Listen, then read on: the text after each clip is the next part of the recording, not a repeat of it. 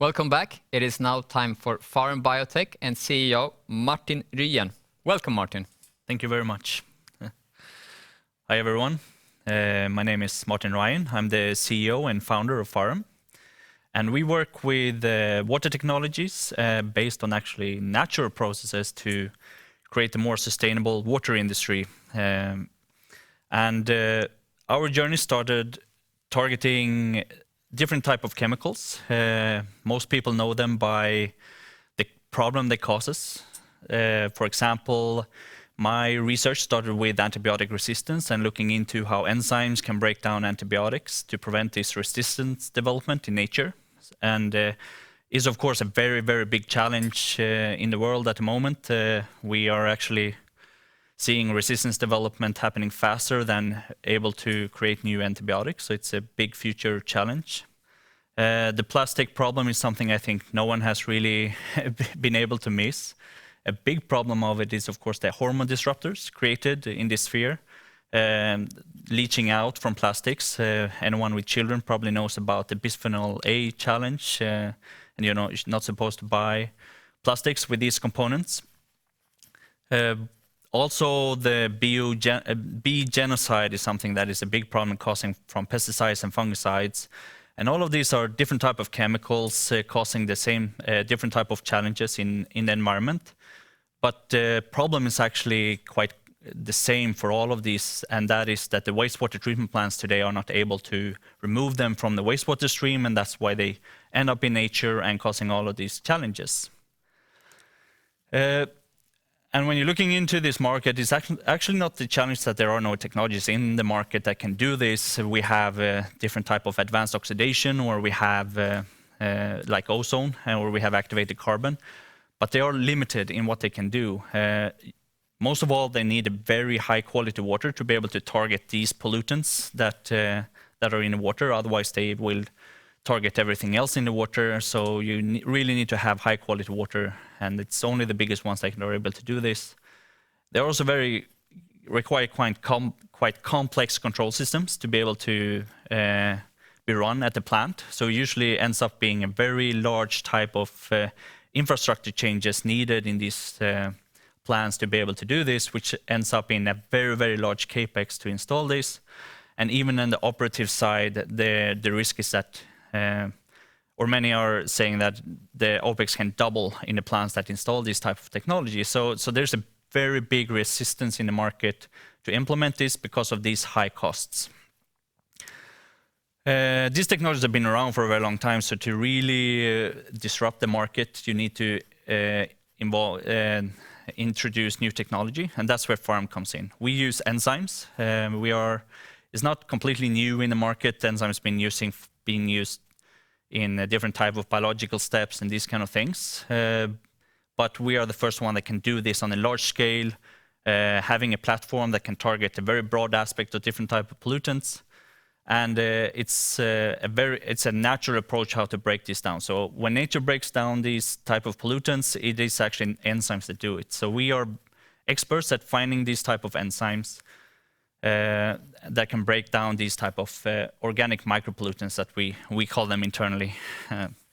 And would say that we are leading in the world in finding these type of enzymes. But enzymes is only one piece of the puzzle.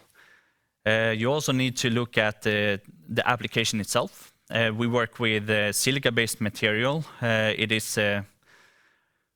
have been trying to develop the technology towards working on a silica-based material that already exists in large-scale production, and that we succeeded with about 2 years ago and been implementing then in different type of pilot and demonstration projects. We also been looking at the immobilization tech itself, so it should be very easy to bind the enzymes onto the material by using standard industrial processes. And all of these steps are quite complex when you look at it, but the key part of our technology is the end result, and that is the somatic sand. This sand is a very rough kind of granular sand material, which is very easy to implement. You have these type of applications in wastewater treatment plants already, mostly in the type of sand filtration. We can use our sand in exactly the same type of infrastructure. So there's nothing new for the market to implement this. We don't have to build a new type of adaptation in the customer base, and everyone knows how it works. And all of this simplicity makes it very easy to implement. And of course, also we can use this in an existing infrastructure that can reduce the cost a lot. So that ends up with our brand, Symatic, that it goes under. And thanks to the enzymes, we can actually mix together any type of enzymes that we want to have different type of removal mechanisms, which is quite the new way of actually looking at the challenge on the market. Usually you have one type of chemical reaction and that's it. If it works, it works. If it doesn't, it doesn't. We can actually just change the enzyme composition in the material, and we can have a completely different type of approach on treating these type of pollutants. And that allows us to make a few different type of offerings on the market. We have the Smart solution, which is a standardized modular system that you can just plug. It's a plug and play. You just put it there, water in, water out, and that's pretty much all the customer needs to do. This is targeting a little bit smaller, medium-sized type of water treatment plants. We also have a tailored solution where we can help optimizing cost and removal levels. And we also have the industry where we really try to utilize our competence and knowledge in the technology, where we also look into the enzyme composition and can really target certain type of pollutants, and works much better at the industrial level, where factories have certain type of pollutants that they have a challenge with. So comparing ourselves then to some other technologies on the market, advanced oxidation or ozone is where we are about in efficiency level. We can improve the efficiency, but that of course at the higher cost. So usually the market try to have a removal level around 80%. Activated carbon ultrananofiltration goes up around 90%. We are about 80, same as advanced oxidation, but we do it cheaper. Thanks to that, this application is so simple. You put the sand there, you just let the water run through, and that's all you need to actually do, just to explain how simple it is. But the simple aspect of it then is allows us to have very low cost, because we don't need to have advanced pumping system solutions to run the system. We don't have to create anything on place on the site, so very cheap to implement. And that's really the key part of why our technology will be can really disrupt this market.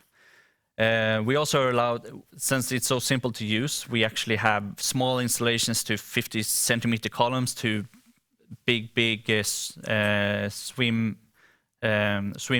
pool size installations, and can do range all different. We all use the same material, we use the same type of production process, and we can do all these sizes anyway.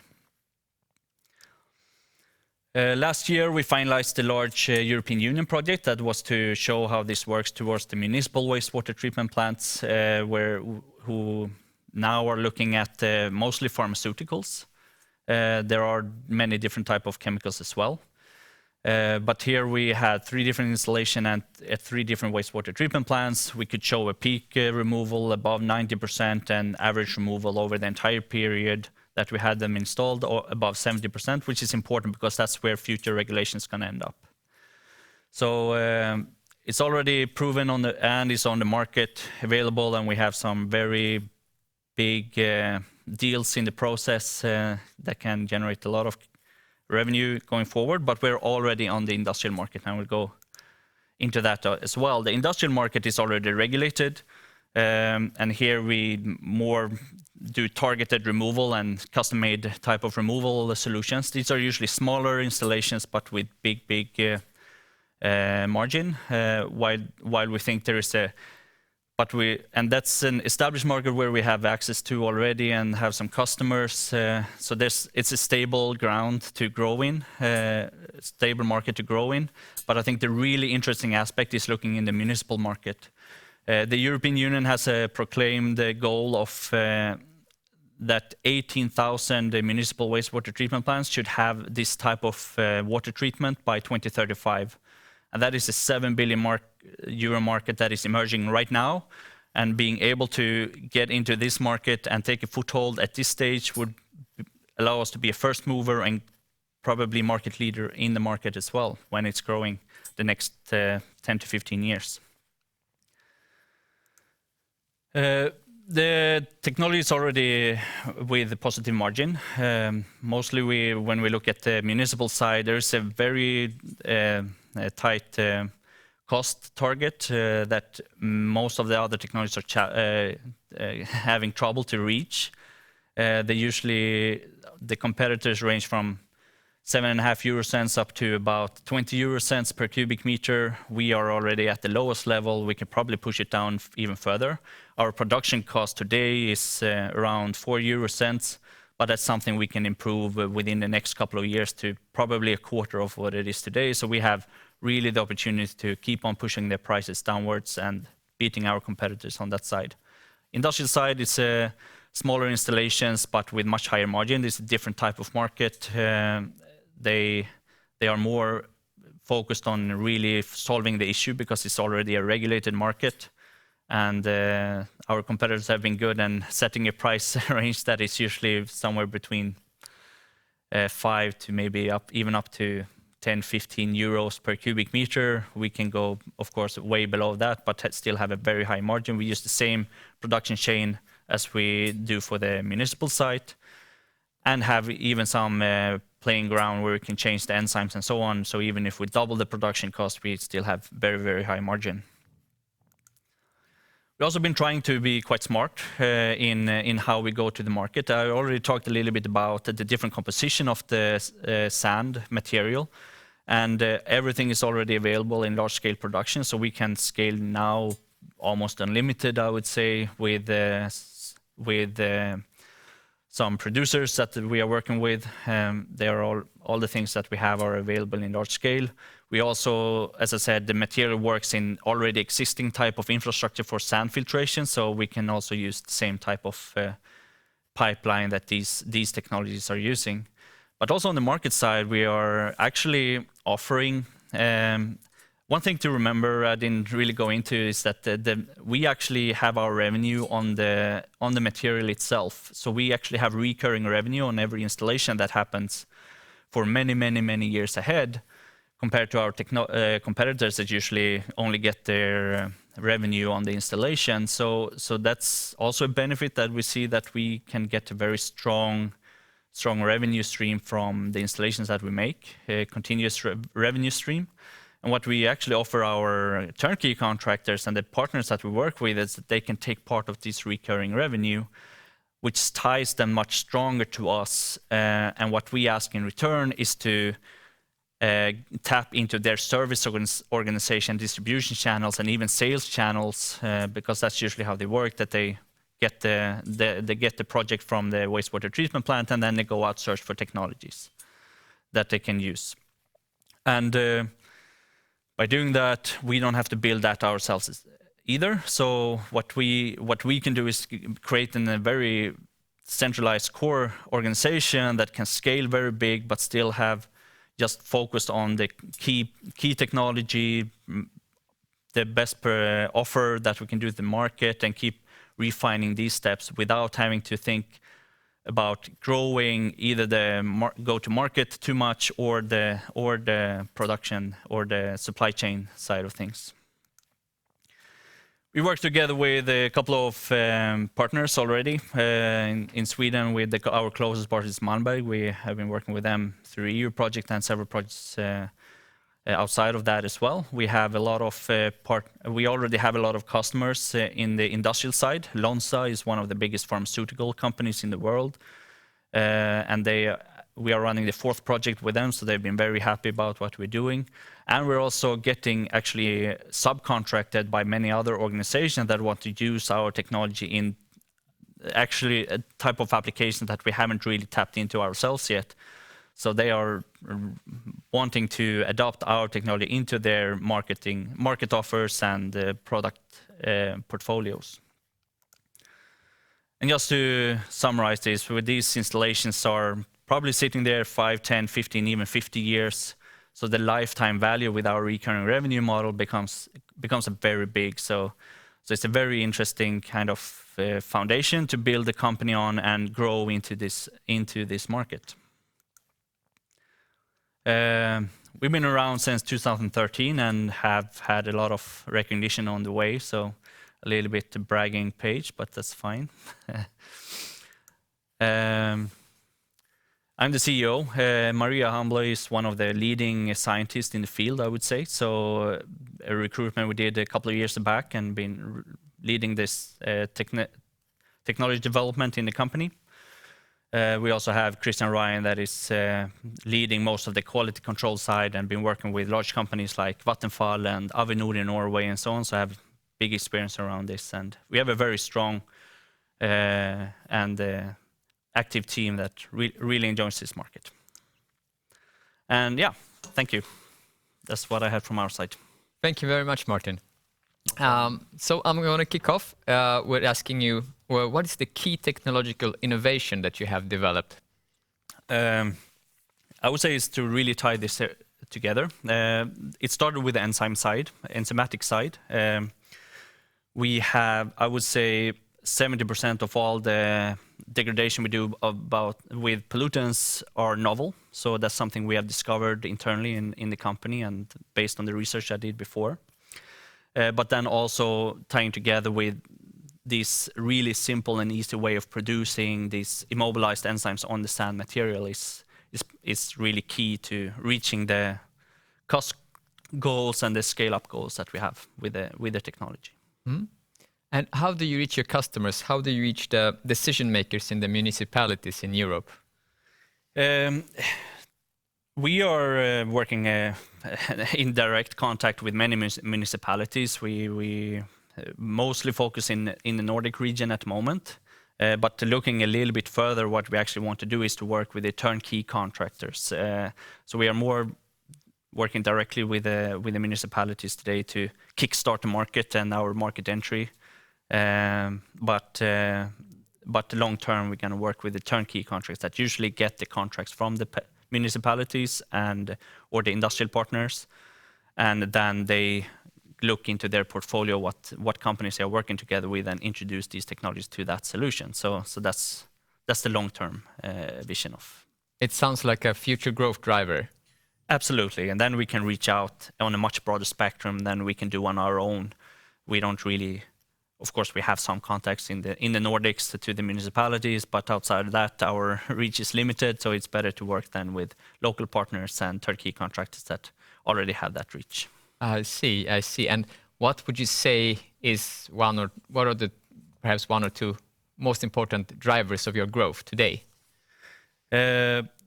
On the industrial side, it's really the expensive cost of our competitors or the solutions that they have in place. So we usually reduce the cost for managing that wastewater stream by a tenth of what they actually usually have. So that's the main driver there.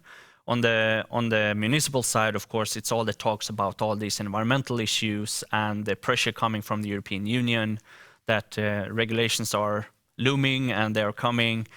And so many governments are already spending a lot of funding to help the municipalities to install these type of things. So there's a emerging market happening before our eyes, and we are working hard to try to take a first mover position in that type of market.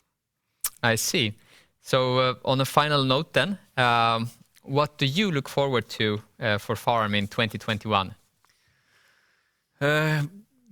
Yeah, we actually the Somatic brand. We have been working with our products on the market for maybe 2 years, so we have some traction. But we launched it under a new brand this year in Q1. And it's really starting to take off. So I hope we will land our first 10 million plus euro deal this year, and that's what I'm aiming for. But we will see. There's a lot of things going on at the moment and a lot of things in the pipeline. Right now, everything that falls out is creating a lot of positive circles in the water. So there's a lot of things going on. Happy to hear that. I must say your work is much appreciated. Keep at it, and best of luck. Thank you. Thank you very much. Thank you Thank you, guys.